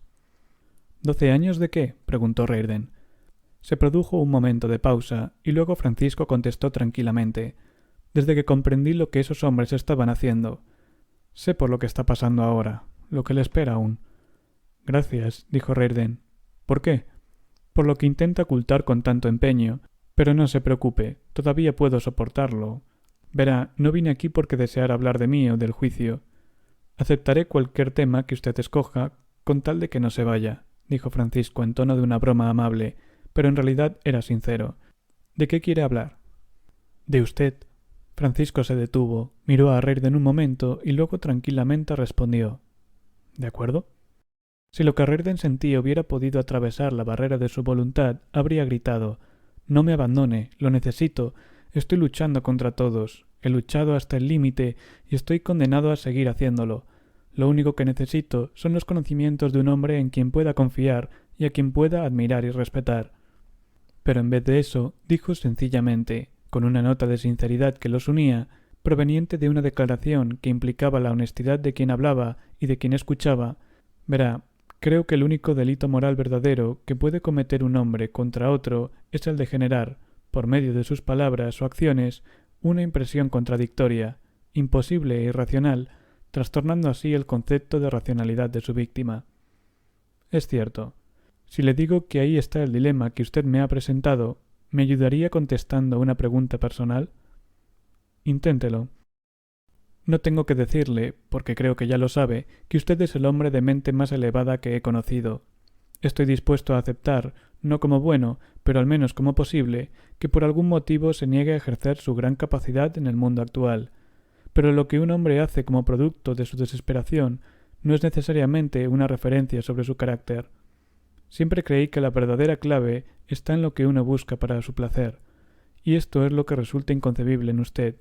No importa lo que haya abandonado, en tanto haya elegido seguir viviendo. Pero, ¿cómo puede encontrar placer en dedicar una vida tan valiosa como la suya a correr detrás de mujeres vulgares y perseguir diversiones imbéciles? Francisco esbozó una sonrisa divertida que decía: ¿Y era usted el que no quería hablar de sí mismo? ¿Qué está confesando ahora, sino su propia desesperada soledad, aunque finja aludir a la mía? La sonrisa se transformó en una risa suave y bondadosa, como si aquel asunto no significara problema para él, ni lo obligara a revelar ningún penoso secreto. Hay una forma de solucionar los dilemas de esta clase, señor Reirden. Verifique sus premisas. Se sentó en el suelo alegre y despreocupadamente, dispuesto para una conversación que suponía muy agradable. ¿De modo que su primera conclusión es que soy muy inteligente? Sí. ¿Ha sabido también de una fuente primaria que me paso la vida corriendo detrás de las mujeres? Usted nunca lo ha negado. ¿Negarlo? Me tomé muchas molestias para dar esa impresión. ¿Quiere decir que eso no es verdad? ¿Le doy la sensación de estar afectado por un miserable complejo de inferioridad? Cielos, no. Pues solo esa clase de hombre malgasta su vida corriendo detrás de las mujeres. ¿Qué quiere decir? ¿Recuerda lo que dije acerca del dinero y de quienes intentan revertir la ley de causa y efecto? ¿De los que buscan reemplazar la mente apoderándose de los productos de la mente? Bueno, el que se desprecia a sí mismo trata de incrementar su propia estima en aventuras sexuales, cosa que no tiene sentido porque el sexo no es causa, sino efecto, y expresión del sentido que cada cual tiene de su propio valor. Explíquese mejor. ¿No se le ha ocurrido nunca que se trata del mismo tema? Aquellos que piensan que la riqueza procede de recursos materiales y está desprovista de raíz o de significado intelectual son los mismos que creen, por la misma razón, que el sexo es una condición física, capaz de funcionar independientemente de la mente, elección o código de valores. Suponer que el cuerpo crea un deseo y efectúa una elección equivale a creer que el hierro se transformará en rieles por propia voluntad. El amor es ciego, dicen. El sexo nada tiene que ver con la razón y se burla del poder de los filósofos. Sin embargo, la elección sexual de un hombre es la suma y resultado de sus convicciones fundamentales. Dígame lo que un hombre encuentra sexualmente atractivo y le revelaré toda su filosofía de vida. Muéstrame a la mujer con la que se acuesta y deduciré su valoración de sí mismo. Sin que importe lo que le hayan dicho acerca de la virtud del altruismo, el sexo es el acto más egoísta de todos. Un acto que no se puede realizar por un motivo que no sea el propio placer. Imagínese pensar en sexo con un espíritu de abnegación y caridad. Se trata de algo que no puede efectuarse en actitud de abatimiento, sino de exaltación del propio ser. Solo dentro de la confianza de sentirse deseado y de ser digno de tal deseo. Es un acto que obliga al hombre a mostrarse con el espíritu desnudo, igual que el cuerpo, a aceptar el verdadero ego como su propia escala de valores. Cada cual se sentirá atraído por la mujer que refleje la más profunda visión de sí mismo, la mujer cuya adoración le permita experimentar o elegir un sentimiento de autoestima. Quien se sienta orgullosamente seguro de su propio valor deseará a la mujer de carácter más elevado que pueda hallar, a la mujer que admira, a la más fuerte y difícil de conquistar, porque sólo la posesión de una heroína le dará un sentido de plenitud muy distinto de la posesión de una prostituta descerebrada. No busca... Pero... ¿qué le ocurre? Preguntó al advertir la expresión que se pintaba en el rostro de Reirden, una expresión intensa, muy por encima del simple interés que en él pudiera provocar una discusión abstracta. Continúe, dijo con voz tensa. No busca conseguir un valor, sino expresarlo. No existe conflicto entre los valores de su mente y los deseos de su cuerpo. El hombre convencido de su inutilidad se arrastrará hacia una mujer a quien desprecia, porque ésta refleja su propio ser secreto. Lo libra de esa realidad objetiva en la que es un fraude y le presta la ilusión momentánea de su propio valor una fugaz escapatoria del código moral que lo condena. Observe el horrible conflicto que muchos hombres provocan en su vida sexual y observe también la maraña de contradicciones que esgrimen como filosofía moral. Una cosa deriva de la otra. El amor es expresión de nuestros valores más altos y no puede ser otra cosa. Si un hombre corrompe sus valores y su visión de la existencia, se declara que el amor no es goce personal, sino renunciamiento, que la virtud no es un orgullo, sino una pena, un dolor, una vulnerabilidad o un sacrificio, que el amor más noble no nace de la admiración, sino de la compasión, no como respuesta a valores, sino a defectos. Ese hombre se habrá partido a sí mismo en dos. Su cuerpo no lo obedecerá, no responderá, será impotente con la mujer a la que dice amar, y eso lo impulsará hacia la clase más baja de prostituta que pueda encontrar. Su cuerpo seguirá siempre la lógica fundamental de sus más profundas convicciones. Si cree que los defectos son valores, habrá condenado su existencia como malvada, solo lo atraerá el mal. Se habrá condenado a sí mismo y sentirá que la depravación es lo único que puede disfrutar. Habrá igualado la virtud con el dolor y creer que el vicio es el único reino de placer.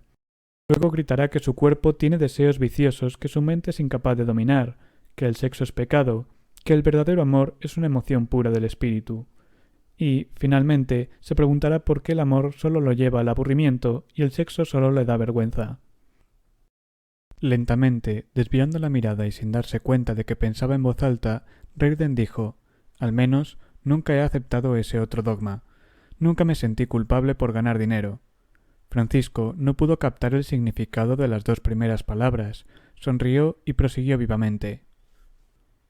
¿Se ha dado cuenta de que es lo mismo? Jamás aceptará parte alguna de ese vicioso credo. Nunca podría obligarse a ello. Aunque intentara maldecir al sexo, se encontraría, contra su propia voluntad, actuando sobre una premisa moral adecuada. Se sentiría atraído por la mujer más importante que conociera, siempre desearía a una heroína. Sería capaz de despreciarse a sí mismo.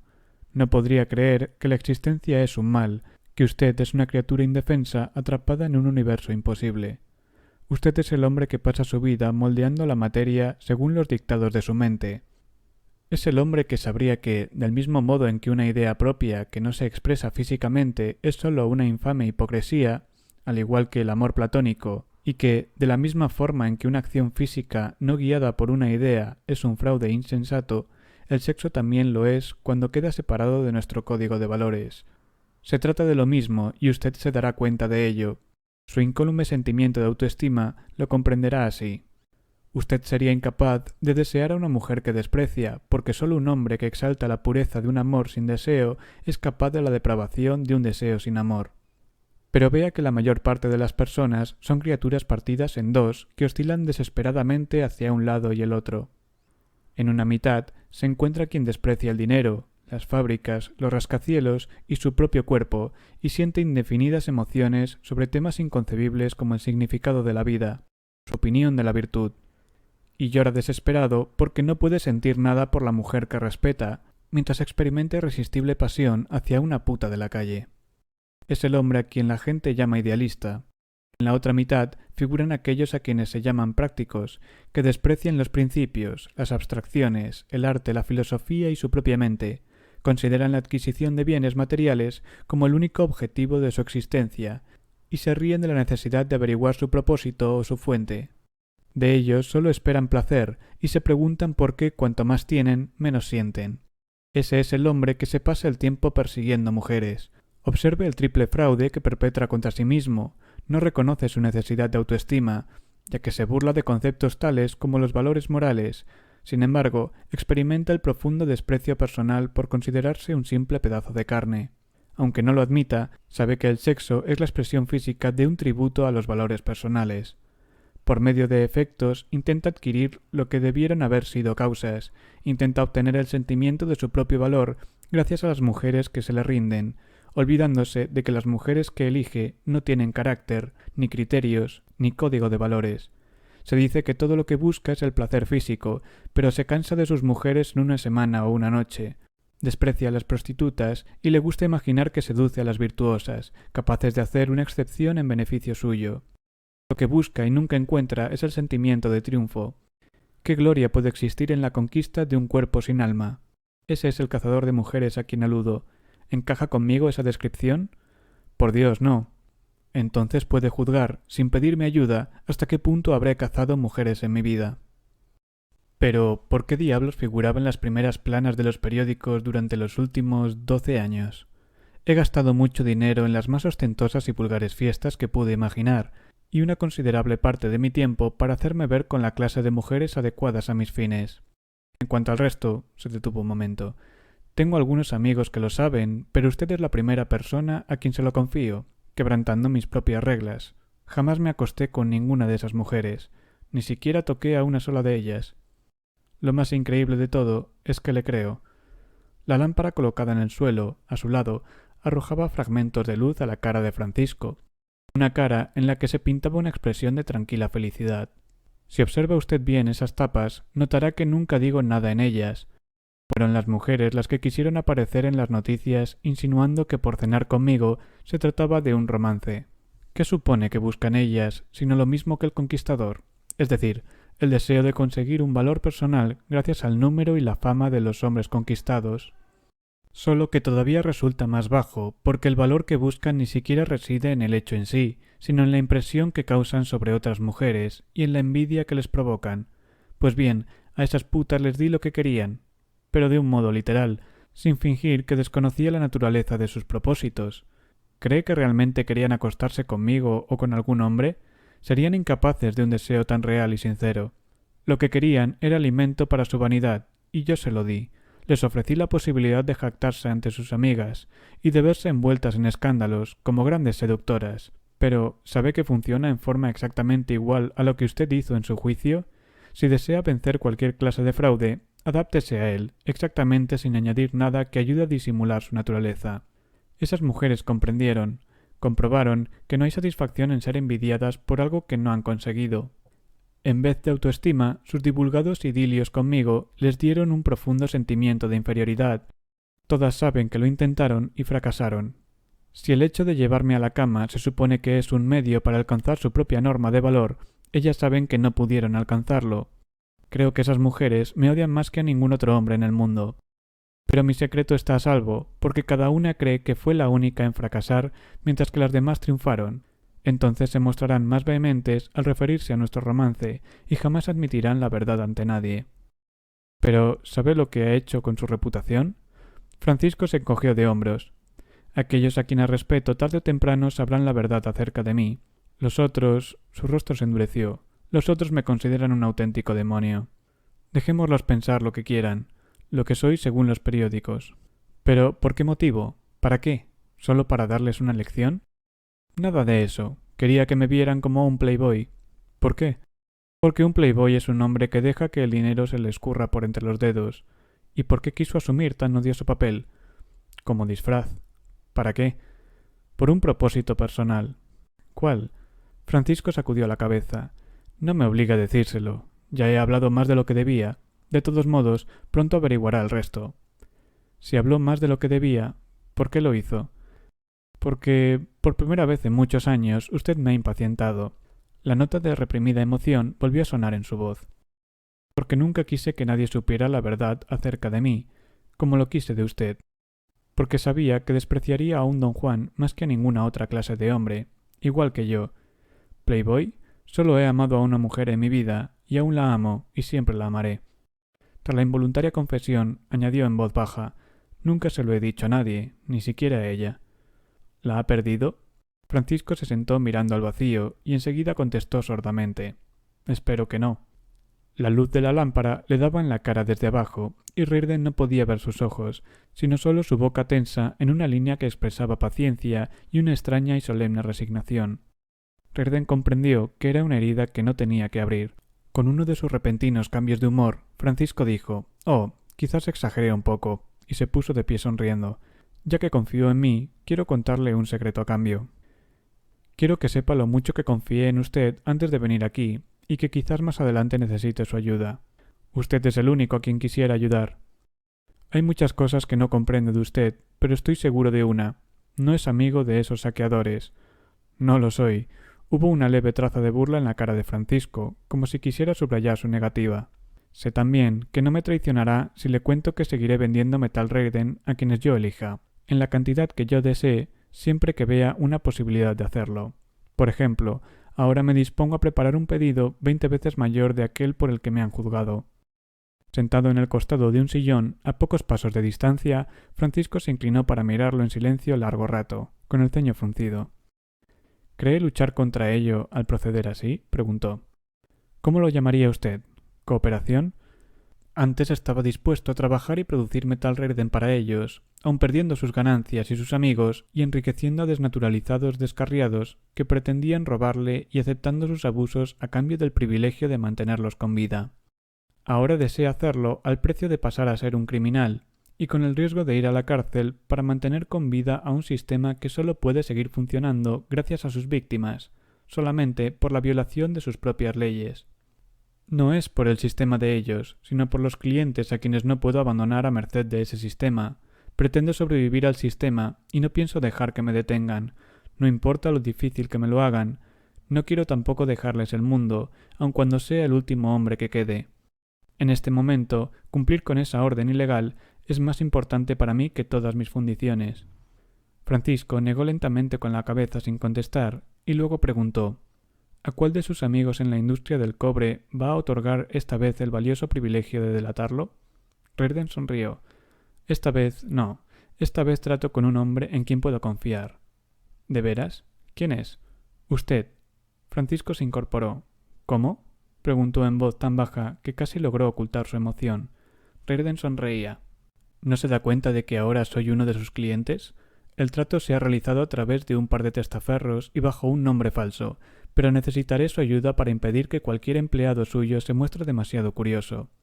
Necesito ese cobre y lo necesito a tiempo, y no me importa que luego me detengan con tal de salirme con la mía. Sé que ha perdido usted todo interés por su compañía, por sus riquezas y por su trabajo, porque no quiere tratar con saqueadores como Taggart y Boyle. Pero si cree realmente en cuanto me ha enseñado, si soy el único a quien usted respeta, me ayudará a sobrevivir y a derrotarlos. Nunca le pedí ayuda a nadie, ahora le pido la suya, porque la necesito y porque confío en usted. Usted siempre me ha admirado. Pues bien, mi vida está en sus manos, si así la desea. Un pedido de cobre de Anconia está navegando hacia aquí en estos instantes. Salió de San Juan el 5 de diciembre. ¿Cómo? Fue un grito de auténtica sorpresa. Francisco se había puesto de pie súbitamente, incapaz ya de contenerse. ¿El 5 de diciembre? Sí, dijo Reardon. Francisco saltó hacia el teléfono. Le dije que no hiciera tratos con Danconia Copper, exclamó en un tono de desesperación que era a la vez una queja y un grito de ira. Pero cuando su mano alcanzaba el teléfono se detuvo. Se aferró al borde de la mesa, como para impedirse levantar el auricular, y permaneció con la cabeza baja durante un tiempo que ni él ni Reardon hubieran podido calcular. Reardon estaba aturdido por aquella lucha, cuya única evidencia consistía en la inmóvil figura de un hombre. No podía adivinar la naturaleza de aquel forcejeo, pero sabía únicamente que Francisco estaba en condiciones de impedir algo, aunque no deseaba utilizar los medios de que disponía para lograrlo. Cuando Francisco levantó la cabeza, Reardon vio una cara contraída por un sufrimiento tan profundo que sus líneas eran casi un grito de dolor. Más terrible aún porque en ella se pintaba una expresión de firmeza total, como si hubiera llegado a una decisión concreta y este fuera su precio. Francisco, ¿qué sucede? Hank, yo... Sacudió la cabeza, se detuvo y luego se puso en pie. Señor Reardon, dijo con voz dotada de toda la fuerza, la desesperación y la dignidad peculiar de un ruego que sabía inútil. Quizá llegue un tiempo en que me maldiga usted y en que dude de cuantas palabras he dicho, pero le juro por la mujer que amo, que soy su amigo. El recuerdo del rostro de Francisco, tal como aparecía en aquel instante, acudió a la mente de Reardon 3 días después, cuando se hallaba sumido en una ciega impresión de fracaso y de odio.